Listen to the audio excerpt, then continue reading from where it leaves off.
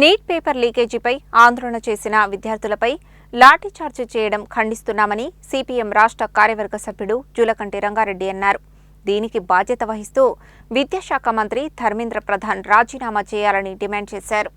నల్గొండ పట్టణంలోని సుభాష్ విగ్రహం వద్ద సిపిఐఎం జిల్లా కమిటీ ఆధ్వర్యంలో నిరసన కార్యక్రమాన్ని చేపట్టారు. ఈ సందర్భంగా సిపిఐఎం రాష్ట్ర కార్యదర్శి వర్గ సభ్యులు జూలకంటి రంగారెడ్డి హాజరై మాట్లాడుతూ నీట్ పేపర్ లీకేజీ విషయంలో చలో పార్లమెంటు సందర్భంగా విద్యార్థులపై పోలీసుల చర్యను ప్రజలంతా ముక్త కంఠంతో ఖండించాలని కోరారు. కేంద్రంలో మోడీ ప్రభుత్వం ఏర్పడిన తర్వాత 152 పేపర్లు లీక్ అయితే ఇందులో ఒక్కరికి కూడా శిక్ష వేయలేదని విమర్శించారు. ప్రపంచంలోనే మేటిగా ఉన్న విద్యా వ్యవస్థను నిర్వీర్యం చేశారని ఆవేదన వ్యక్తం చేశారు.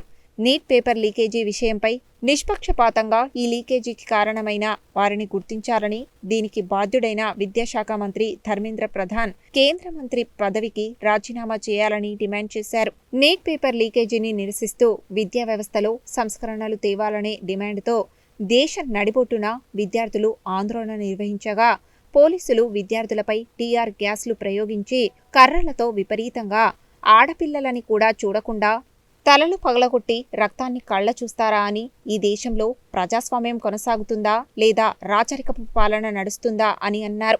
మోడీ చిన్న ట్రంప్ అయినట్లు కనబడుతున్నదని, ట్రంప్ ప్రపంచంలోని దేశాలన్నీ తన ఆధీనంలోనే ఉండాలని ఏదైతే ప్రయత్నం చేస్తున్నాడో మోడీ కూడా మనుషుల మధ్య మతాల చిచ్చు పెట్టి బాలరాముడిని వాడుకొని భారతదేశాన్ని 10 కాలాల పాటు నేనే ఏలాలని కలలు కంటున్నాడని. కానీ విద్యార్థులు, మేధావులు, ఉద్యోగులు, పేదలు, రైతులు, కార్మికులు, మహిళలు ప్రతి ఒక్కరూ మోడీ తీసుకువస్తున్న ప్రభుత్వ వ్యతిరేక విధానాల వల్ల విసుగు చెంది మోడీకి కోరికట్టే కాలం త్వరలోనే వస్తుందని తెలిపారు. సిపిఐఎం జిల్లా కార్యదర్శి తుమ్మల వీరారెడ్డి మాట్లాడుతూ దేశ రాజధాని అయిన ఢిల్లీలో జరిగిన విద్యార్థులపై లాఠీచార్జీని తీవ్రంగా ఖండిస్తున్నామని, విద్యార్థుల జోలికొచ్చిన ఏ ప్రభుత్వమూ మరలా రాలేదని, విద్యార్థుల జోలికొస్తే ఖబర్దార్ అని అన్నారు. విద్యార్థులకు మద్దతుగా పాశ్చాత్య దేశాలలో సైతం ఆందోళనలు చేపడుతున్నారని, దీనిని మోడీ గుర్తించాలని, వెంటనే నీట్ పేపర్ లీకేజీకి కారణమైన, విద్యార్థుల చావుకు కారణమైన, విద్యార్థుల రక్తాన్ని కళ్ళ చూసేందుకు కారణమైన విద్యాశాఖ మంత్రి ధర్మేంద్ర ప్రధాన్ను మంత్రివర్గం నుండి మోడీ తొలగించాలని డిమాండ్ చేశారు.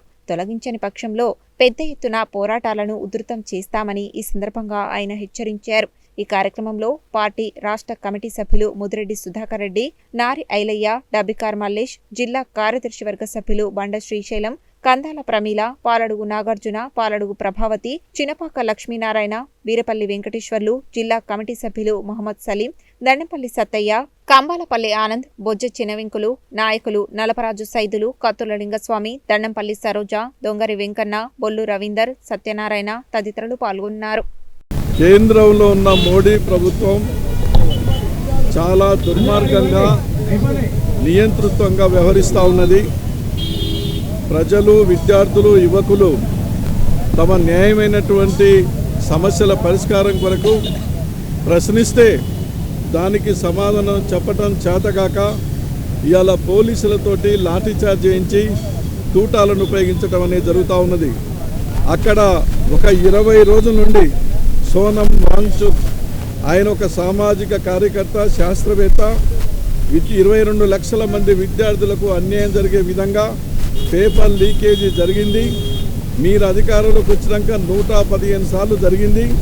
ఇవాళ లక్షలాది మంది విద్యార్థులు దీనివల్ల నష్టపోతున్నారు. కాబట్టి దీనికి బాధ్యత వహించి కేంద్రంలో ఉన్న విద్యాశాఖ మంత్రి వెంటనే రాజీనామా చేయాలి.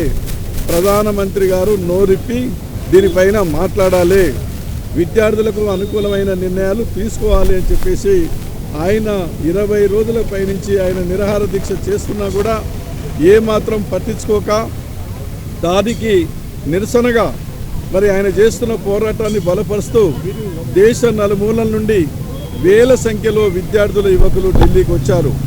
వచ్చినటువంటి విద్యార్థులను, యువకులని లాఠీలను ఉపయోగించి, తూటాలను ఉపయోగించి విచక్షణారహితంగా, మానవత్వం కూడా మర్చిపోయి, మహిళలు అనేది కూడా చూడకుండా ఇష్టం వచ్చినట్టుగా లాఠీ చార్జ్ చేసి అనేక మంది మీద మరి కేసులు పెట్టి అరెస్ట్ చేయడం అనేది జరిగింది.